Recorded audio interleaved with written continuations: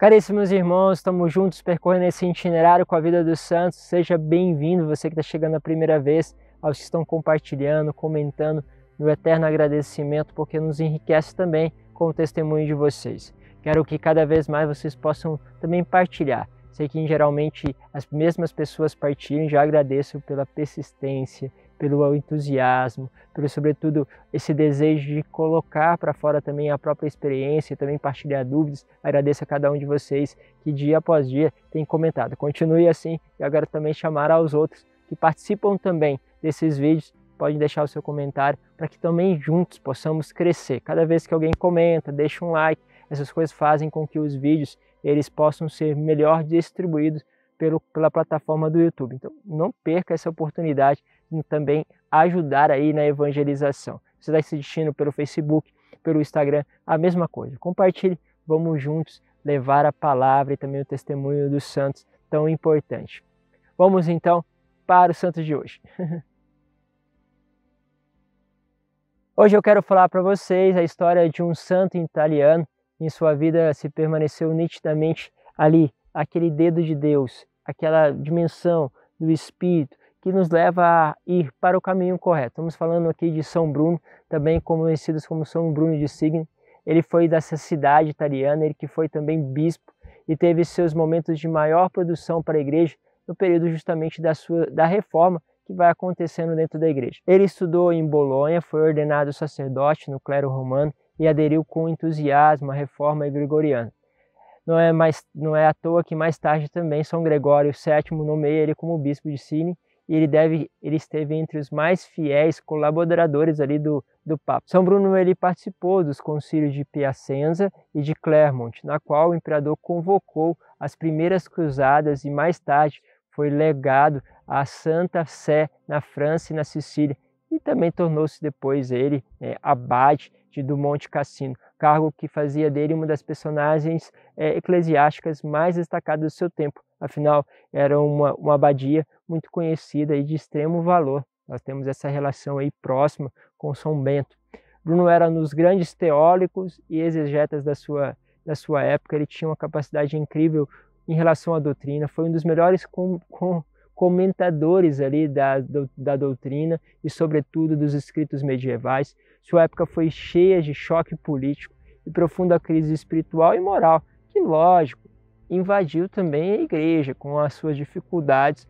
Por isso, ele tem um trabalho de denunciar as atitudes que o Papa, muitas vezes fazia.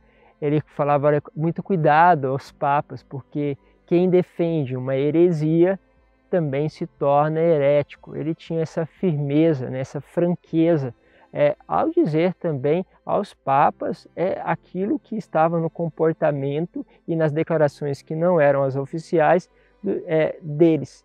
Por isso ele foi destituído de ser abade no Monte Cassino, consequência das suas denúncias, da sua insistência. Depois o povo pediu que pudesse revogar aquilo que eram as censuras contra ele, mas sem dúvida aquelas colocações foram duras. Ele também deixou bem claro os erros provocados por João 22, por outros papas, e falou muito que deveriam ser deixados de se persistir em alguns erros. Então nós temos aqui essas dimensões, onde nós temos um santo que vai em encontro daquilo que estava errado dentro do clero e até diante dos papas. Ao mesmo tempo, você percebe nele uma clareza e uma firmeza de defender aquilo que é herança papal, ou seja, a autoridade papal. É por ele reconhecer a autoridade papal, havia-se um grande medo de que os papas transformassem atitudes erradas em algo que fosse fundamentado dentro da fé. Isso não podia acontecer. Então ele realmente bate de frente, ele age com firmeza e realmente vai ao encontro dessas grandes autoridades na defesa do Cristo, na defesa daquilo que é a supremacia e da doutrina do Cristo, do papado também, da qual nós falamos que ele vai defender de forma ardorosa. Enfim, São Bruno ele vai ser essa destra de Deus, essa dimensão também da sua justiça e, sobretudo, deste dedo que é da própria ação do Espírito para que possa estabelecer sempre a verdade, denunciar. Ele vai falecer aos seus 75 anos, no mesmo dia do seu nascimento. Ele foi canonizado depois de 60 anos, depois da sua morte. Com isso, nós percebemos esta sutileza e, ao mesmo tempo, esta franqueza e determinação para a defesa da verdade.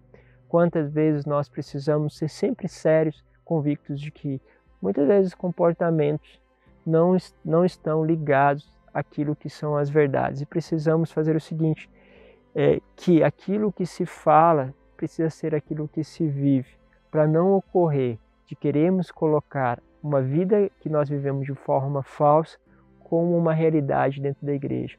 Lógico que ele está ali combatendo, né, a alta hierarquia da igreja, atitudes da alta hierarquia da igreja. Isso pode acontecer com padres, com bispos, né, e também com o próprio Papa, mas a ideia é que isso pode acontecer na nossa vida. As pessoas olham para a nossa vida e não veem aquilo que é a doutrina católica resplandecente na nossa vida. E as pessoas às vezes leem a doutrina como o nosso comportamento. E isso não pode, nós não podemos permitir que esse mau testemunho possa se dizer os católicos são assim.